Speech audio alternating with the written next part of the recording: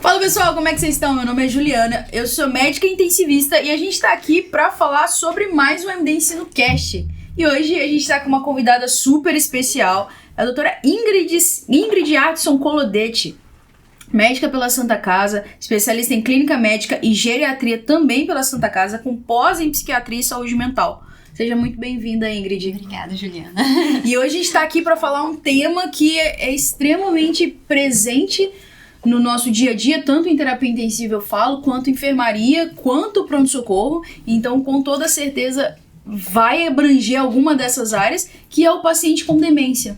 Esse paciente constantemente chega no pronto-socorro, constantemente ele agita muito e é sempre um desafio.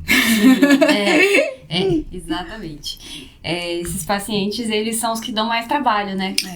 Geralmente, eles, na verdade, ou eles dão muito trabalho, ou eles dão muito pouco trabalho, e às vezes a gente esquece até de olhar pra eles. Sim, existe uma coisa que, às vezes, o delírio hipoativo, a gente esquece dele, né? Quando ele começa a gritar, é que a gente quer medicar, quer olhar pra ele, sim. Mas a gente esquece que o delírio hipoativo também pode acontecer e é tão perigoso quanto, né? Talvez, geralmente, o prognóstico até é pior.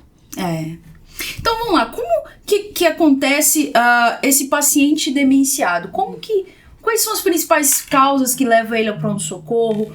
O que acontece dele chegar no pronto-socorro e por que ele chega no pronto-socorro? O que vem de relato da família, principalmente? Geralmente, as principais causas de procurar o pronto-socorro, no idoso, no geral, né? Eu até dei uma pesquisada antes de vir pra cá, quando você vê a maioria dos idosos vai no pronto-socorro por conta de queda. É uma causa muito comum mesmo, né? Tanto no idoso frágil, quanto no idoso demenciado ainda mais, porque às vezes tem algum distúrbio de comportamento da própria doença e às vezes tá um pouco mal controlado ainda e aí acaba caindo em casa, já tem uma fragilidade e tudo mais. Então, queda é uma das principais intercorrências nesse paciente.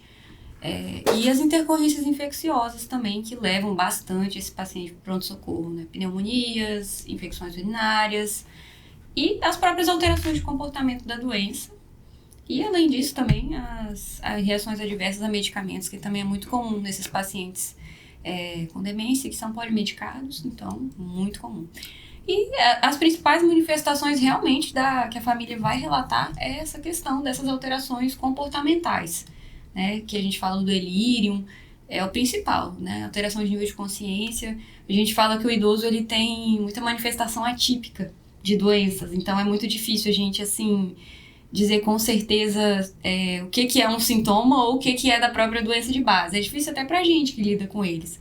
Então, acho que a principal manifestação que vem mesmo é comportamental, seja uma exacerbação de um quadro de agitação, né, que a gente chama de delírio hiperativo, seja uma sonolência, um rebaixamento.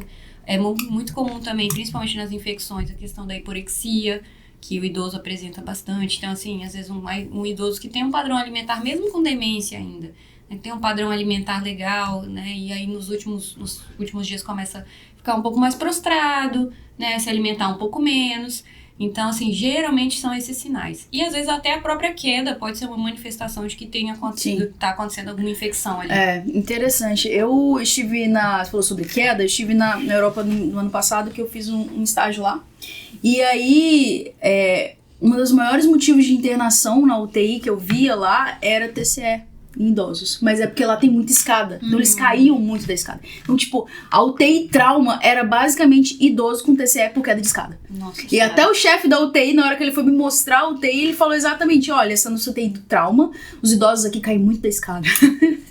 Então, assim, era a maior causa de internação. E aí, assim, aqui pelo menos no nosso serviço, acontece o que a gente mais vê lá, pelo menos esse é um dado totalmente observacional, muita broncoaspiração.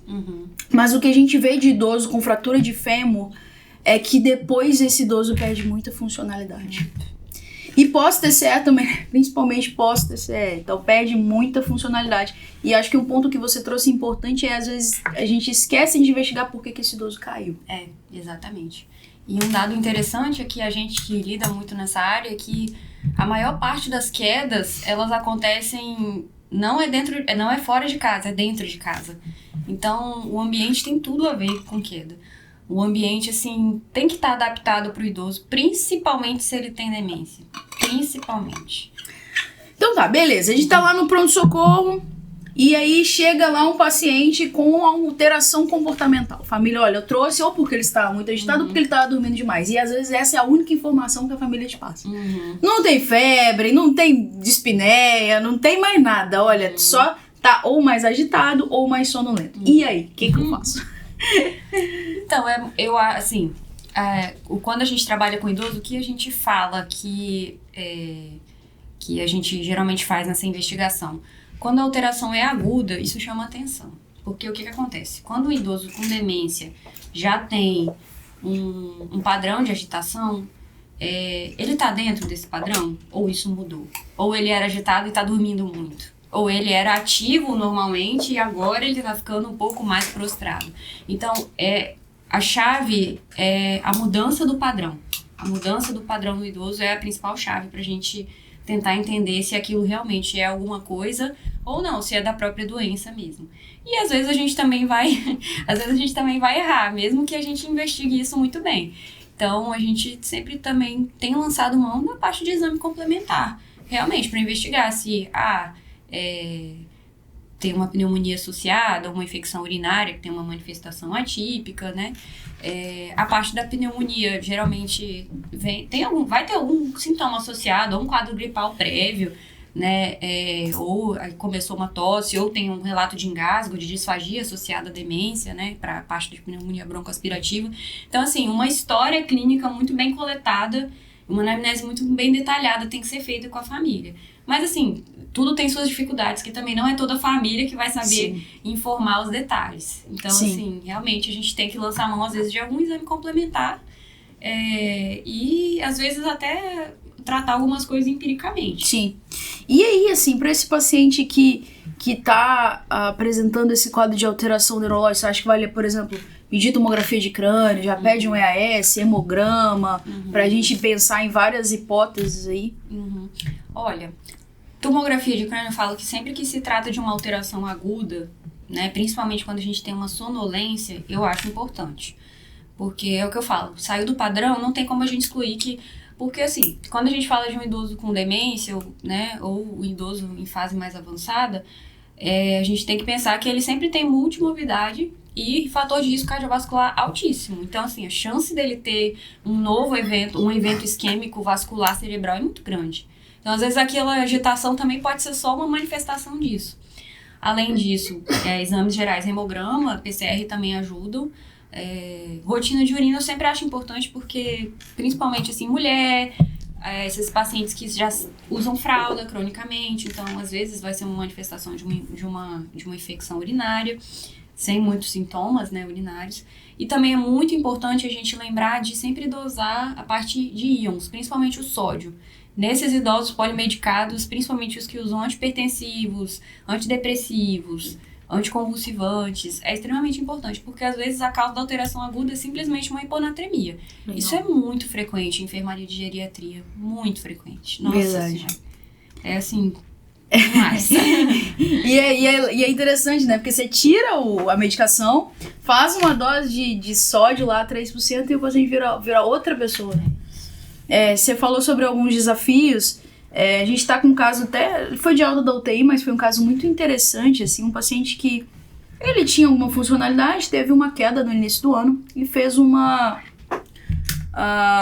hematoma intraparenquimatoso. Sangrou e tudo, mas tratamento conservador, a neuro não fez nada. E a partir dali, esse paciente virou outro paciente. Ficou agressivo, muita alteração de comportamento, e aí ele reinternou lá, então ele caiu, acho que foi abril, maio, e agora reinternou com pneumonia broncoaspirativa. E continua ainda com muita alteração comportamental. E parece que chegou a procurar alguns outros serviços antes de procurar o nosso, fizeram muita medicação nele. Tanto que a gente acredita que a pneumonia broncoaspirativa veio daí, né? Então ele ficou ali aproximadamente uns 5 dias em outro serviço. E aí talvez pesaram a mão um pouco em antipsicóticos e etc. E acabou evoluindo com uma pneumonia broncoaspirativa, então ele melhora. E assim, interessante que ele chegou no nosso serviço, ele não tinha grandes sintomas respiratórios, talvez uma dessaturação leve, você botava um catéter que ele ficava bem, mas assim, sonolento, você via que ele não tava legal. E a gente tratou, ele voltou para aquele basal de antes, de falar coisas completamente desconexas. Mas é um caso de que, por exemplo, se você pesar a mão errado em medicação, você pode piorar a situação. Esse paciente que chega no PS com muita agitação, o que você recomenda fazer? É uma pergunta que vale 1 milhão, mas... É um desafio. Eu acho que é um desafio para todo mundo que trabalha em qualquer setor de emergência ou terapia intensiva, é o tal do delírio no idoso. Delírio hiperativo, principalmente. A gente fala que o delírio hipoativo ele tem um prognóstico pior, mas em maior mortalidade, mas o delírio hiperativo é o que incomoda mais. Incomoda mais o profissional, incomoda mais a equipe, incomoda mais o familiar também. Uhum. Então, assim, quando a gente fala de delírio, a principal terapia é a não farmacológica. Infelizmente, para os colegas médicos, eu tenho que dizer que é a não farmacológica.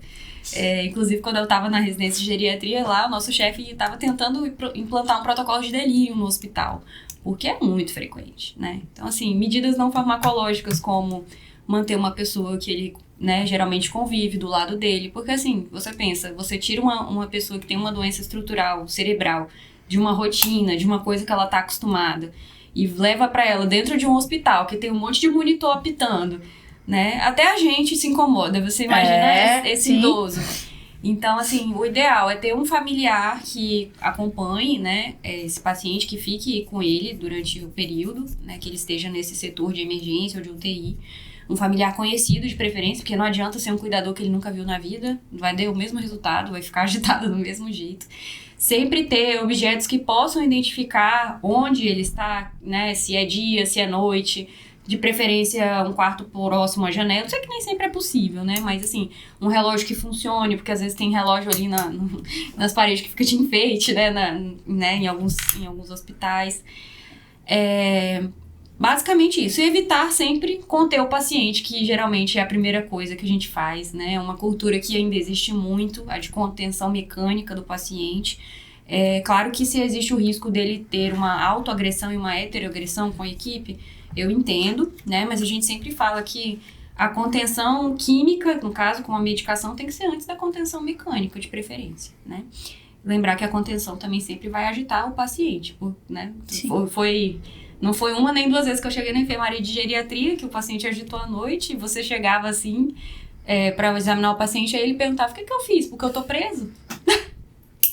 Assim, dá uma dó, né? Mas eu entendo que realmente é difícil para quem tá no momento que o paciente agita, né? Eu já peguei várias situações. Da parte medicamentosa, assim, o que a gente recomenda principalmente é a parte de antipsicóticos mais atípicos, né? Quetiapina, risperidona.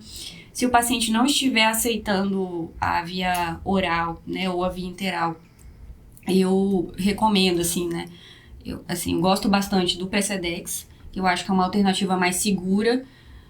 A maioria das pessoas já vai no automático, meio que um Aldol e Prometazina, assim, eu deixaria para último caso, sabe? Se for fazer o Aldol, aconselharia diluir e fazer, assim, uma dose bem menor, porque a ampola em si tem 5 miligramas. E é uma medicação de depósito, né? Então, assim, você faz um Aldol num paciente que é idoso, que a gente tem que lembrar que o idoso, ele também tem um aumento da gordura corporal total.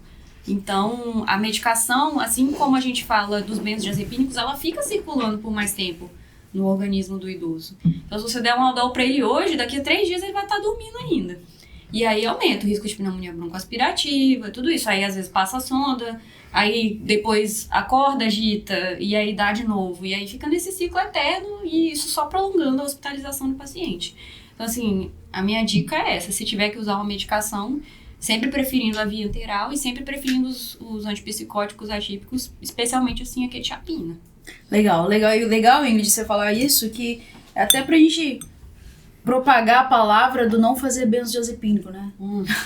Acho que em nenhum momento ali ela falou sobre clonazepam, diazepam, e que infelizmente, assim, é triste, mas a gente vê muito uso, inclusive em locais grandes, às vezes já vem uma pressão até da própria enfermagem. Sim. Eu entendo a parte deles, eu entendo que, por exemplo, lá no hospital é uma cultura, então assim, a gente conversar com eles, olha, ele tá falando isso, mas não é ele tem uma demência, demência, ele tem alguns problemas. Desapega, ó, escuta, deixa pra lá.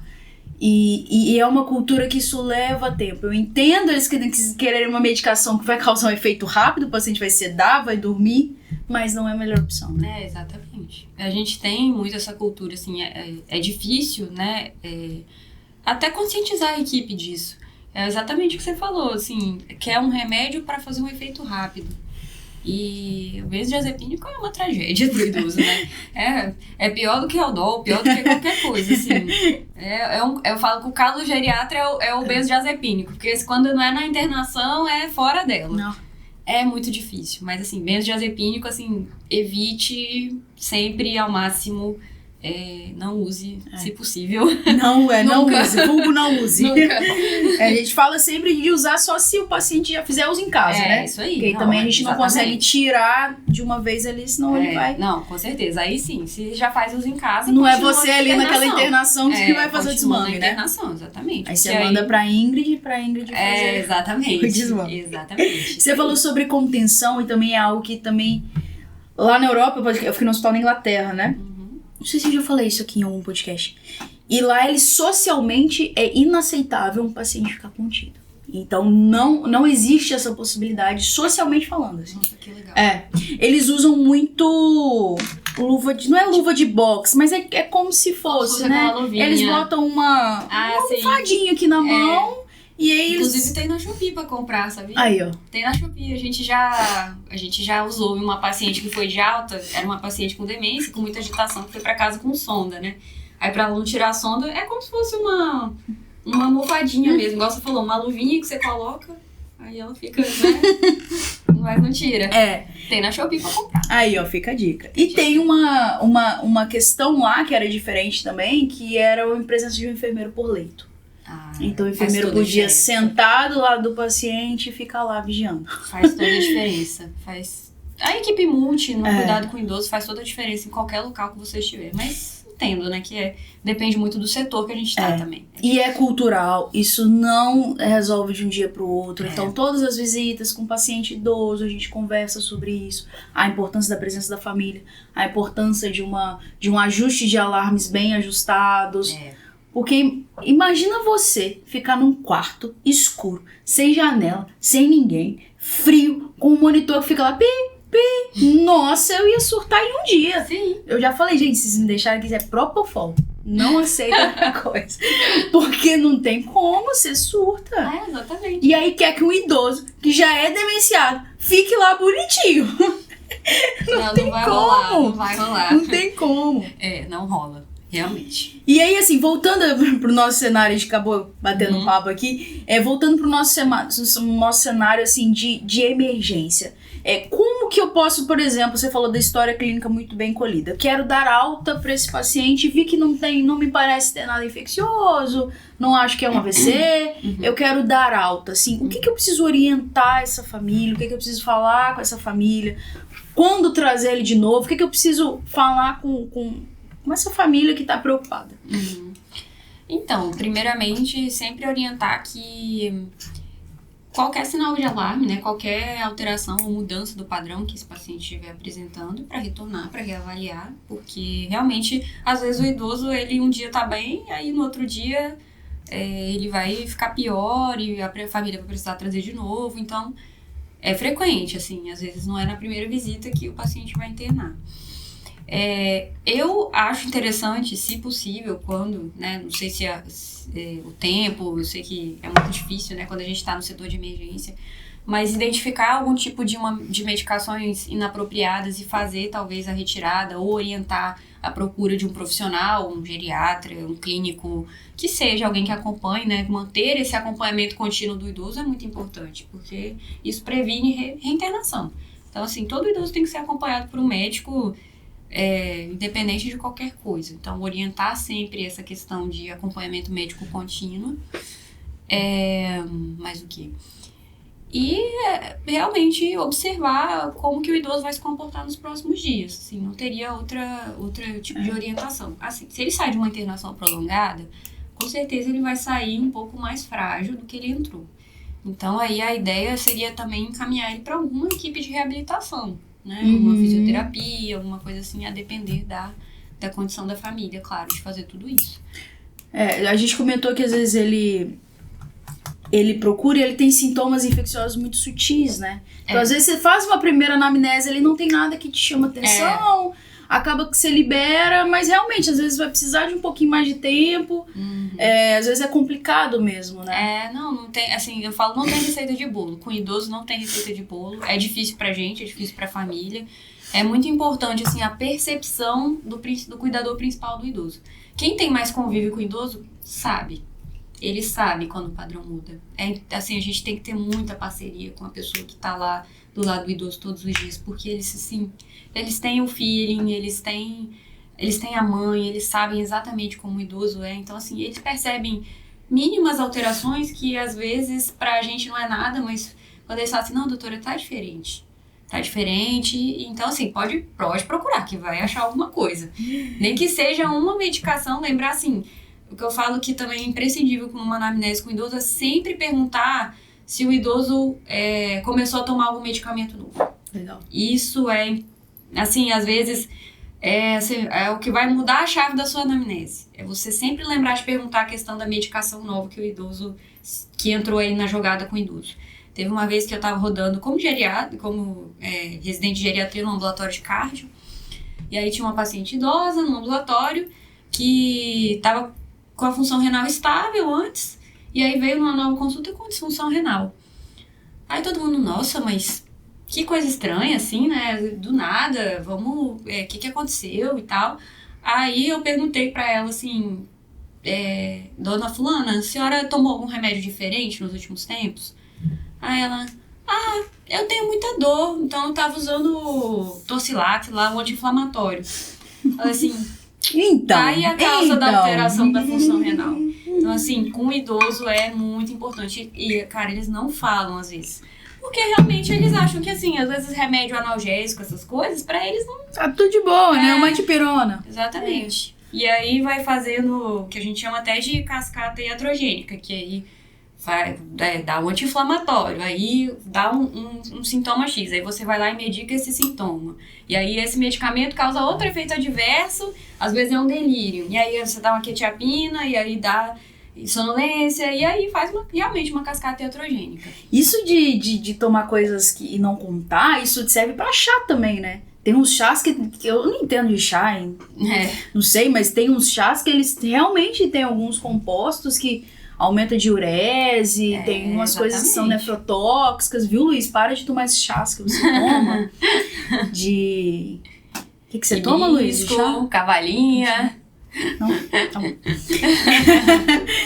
E pode ser mas realmente, assim, pode ter uns chás que realmente tem algumas efeitos. Eu não conheço, mas sei que tem. Sim, existem alguns chás que têm efeito diurético, esses de hibisco, principalmente, essas coisas. E realmente, assim, é o que eu falo, o idoso sempre vai ter um limiar mais baixo do que a gente. Então, qualquer coisa para um idoso, principalmente o idoso com demência, é muito. Então, assim, às vezes um negocinho que você dá ali, um diurético, um chá com efeito diurético, vai desidratar e vai causar aquela manifestação nele. Legal. E aí, você vai, faz um soro e tá novo. E aí, pensando nisso, você acha que, por exemplo, vale às vezes pesar um pouco a mão na internação? Por exemplo, ele tá com alteração ali neurológica, não vi nada, mas eu tô preocupada, eu prefiro internar, ver que realmente não tem nada e liberar talvez 1-2 dias depois, ou é melhor voltar pra casa? O que você acha em relação a isso? Olha, eu sempre acho que pro idoso, quanto a gente evitar a internação é melhor.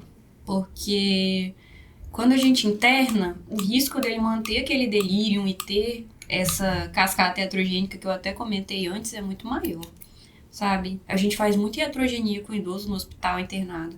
Então, às vezes, é melhor a gente liberar ele, que mesmo que a gente, assim, às vezes fique um pouco inseguro, mas é sempre tá orientando muito bem a família, sabe? A não ser que você veja que a família tem uma condição social muito difícil, um entendimento muito, muito limitado, porque realmente, às vezes, tem esses casos que até uma internação meio que social, assim, né? Eu lembro de um paciente com hiponatremia na minha residência que a gente não conseguia dar alta porque ele não tinha família. Não tinha família, complicado, né? Sabe? Então, assim, a gente não conseguia dar alta pra ele do hospital e foi ficando. Então, é claro que é caso a caso, mas eu sou mais conservadora, eu acho que quanto a gente conseguir evitar a internação é melhor, mas sempre com vigilância extrema, assim. Né? Legal. Esse momento da desprescrição, você acha que fazer essa desprescrição no PS é uma possibilidade? Olha, eu acredito que sim, desde que, né, não sejam medicamentos que você precise de ter muita atenção com aquela questão de síndrome de descontinuação, que geralmente são os controlados, né, e os benzodiazepínicos também. Acho que você pode, assim, se você quer desprescrever um medicamento controlado, por exemplo, um benzodiazepínico, eu reduziria a dose, não tiraria de uma vez, né, mas eu encaminharia para alguém para acompanhar, para ter esse acompanhamento. Porque se você tira e aí acontece alguma coisa, e aí como é que a família tem acesso, né? Então, por isso que eu falo que o cuidado contínuo no idoso ele é fundamental. Tem uma plantonista lá da UTI, a Alice, que já veio aqui. É muito engraçado, que ela é muito bacana. E ela é baiana. E às vezes os pacientes fazem uso de desvenlafaxina. E aí acontece de alguém tirar essa desvenlafaxina da prescrição. Engraçado que a Lisa, ela sempre que isso acontece, nossa, mas ela fala pra caramba, fala, não pode tirar a desvenlafaxina, porque esse paciente vai ficar louco, não pode. E é engraçado, porque ela é baiana, então ela fala de um jeito muito legal. Então, mas também tomar muito cuidado nesse momento, né? Exatamente. Porque é o que eu falo, esses antipsicóticos, principalmente desvenlafaxina, venlafaxina, eles dão muita síndrome de descontinuação se você tirar de uma vez. Então, ou passa para uma dose menor, se você acha que é algum efeito colateral, né? Ou encaminha para alguém que vai cuidar desse idoso, assim, continuamente. Agora, alguns outros a gente não tem tanto medo de tirar. Tipo, às vezes é um diurético, um remédio de pressão, alguma coisa assim. Um antidiabético que pode estar causando uma hipoglicemia também, que também é muito comum, né? Que a gente, quando vai envelhecendo, tende mesmo a precisar de menos remédio. Mas esses daí eu tiraria mais sem medo. Agora, medicamento controlado tem que ser uma coisa mais moderada e ponderada mesmo. Legal, Ingrid. Pensando nesse paciente, você já deu um leve toque falando sobre isso. O paciente que interna, internação prolongada, ele sempre perde funcionalidade. Então, isso é um fato e até você falou pra gente tentar evitar essa internação pensando justamente disso. E aí, quando a gente vai dar alta para esse paciente, assim, já com perda funcional, o que eu preciso fazer para dar alta para esse paciente de forma segura? Porque às vezes ele vai sair ainda com alguma fragilidade, vai precisar de algum cuidado especial em domicílio. Sim. Assim, a gente sempre orienta realmente procurar um suporte multiprofissional, né? Existem alguns recursos da comunidade mesmo, por exemplo, acho que aqui em Vitória existe aquele programa Melhor em Casa, que eles têm feito algumas coisas alguns movimentos nesse sentido de, por exemplo, não chega aí fisioterapeuta, mas às vezes a administração, por exemplo, de algumas medicações, curativo, né? Então, eles têm, às vezes, esse acompanhamento. Sempre importante a gente fazer esse link. A gente chama muito, quando a gente dá alta hospitalar, de transição de cuidados, né? Que é a transição do hospital para o domicílio. E aí a gente sempre tem que linkar a família com algum recurso que ela tenha na comunidade. Seja ele qual for, público ou particular. Eu falo público porque minha residência foi na Santa Casa, então a gente fazia muito isso com essa intermediação com assistente social para entrar em contato, por exemplo, com a unidade de saúde daquele território que o idoso habitava, para organizar a consulta com a médica da atenção básica, com a enfermeira, né, fazer todo esse trâmite para que o idoso tivesse os cuidados continuados após a internação. Né? Não é todo mundo que vai conseguir uma fisioterapia domiciliar e tudo mais, mas é o ideal, né? Existem algumas estratégias que a gente pode orientar a família, alguns tipos de exercício, né? Existem algumas orientações que a gente pode dar, por exemplo, principalmente para recuperação de massa muscular e tudo mais, que é um desafio, né?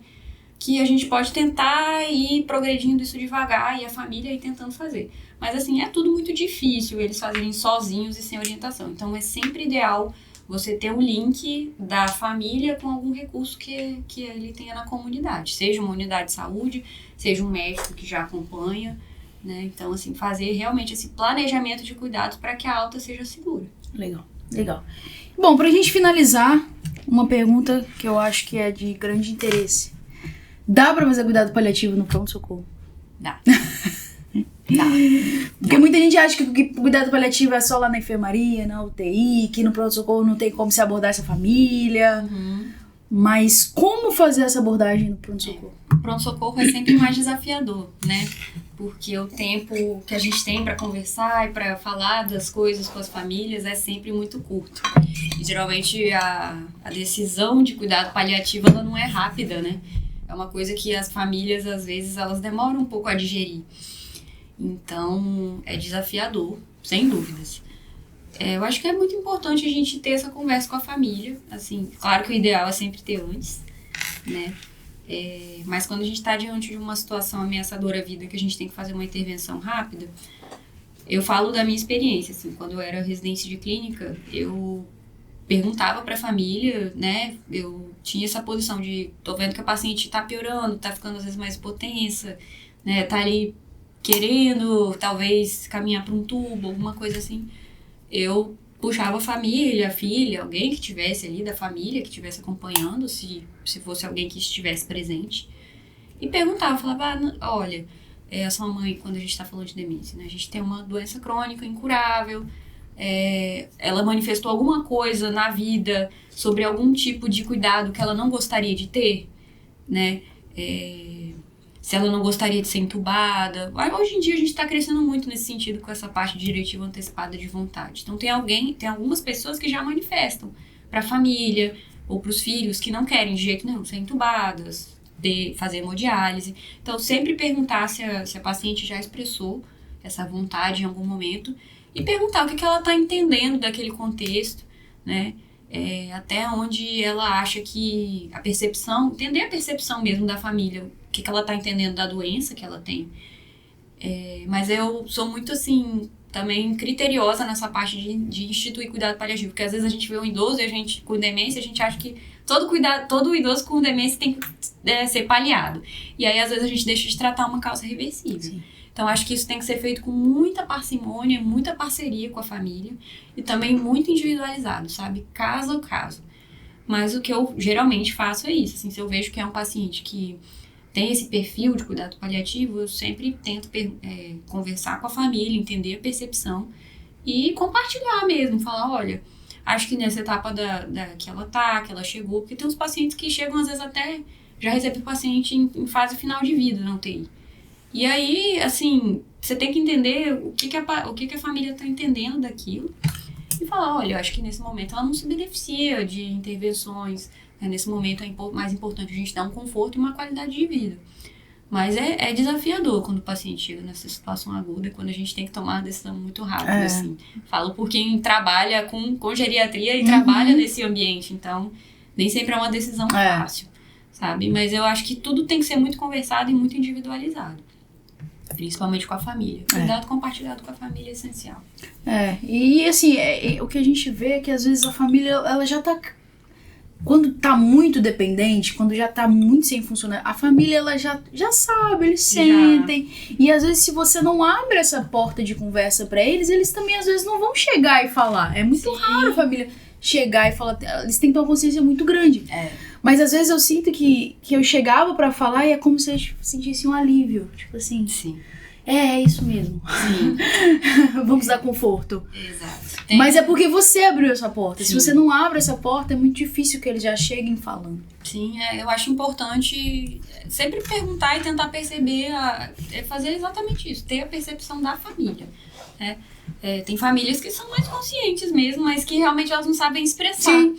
Igual você falou. Então, às vezes você vai, na verdade, aliviar um sofrimento que está ali consumindo aquela família e aquele paciente. Né? Porque aí a gente entra na porque às vezes eles sentem como se fosse a decisão deles e alguns podem pensar, poxa, eu tô matando minha mãe, eu tô matando meu pai. E não é isso. E aí quando o médico chega e fala, não, é a decisão do médico, então eu fico um pouco mais tranquilo com isso, né? Exatamente. Ingrid, muito obrigada pela sua participação. Quer dar algum recado final sobre tudo que falamos? Não prescrevam benzodiazepínico para idoso. Muito bom. Isso é importantíssimo. Se tiver uma coisa que você quiser levar nesse podcast é não prescrevam. Não prescrevam e sempre conversem muito com as famílias. Eles são essenciais no cuidado com o idoso. A gente não faz nada sozinho. Legal, muito bom, Ingrid. Quer deixar o seu contato, o seu Instagram? Fala aí pra galera. Tá bom. Meu Instagram é doutora ingridardson.geriatria.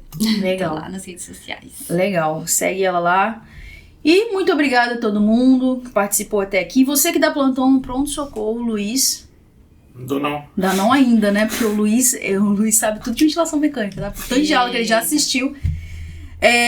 Você que dá plantão no pronto-socorro e quiser se aprimorar, quiser aprender mais, quiser um grupo especialista pra estar do seu lado, te aprimorando nos plantões, manda uma mensagem pra gente que a gente tem uma proposta muito boa pra fazer pra vocês. Beleza? Muito obrigada, Ingrid. E até a próxima.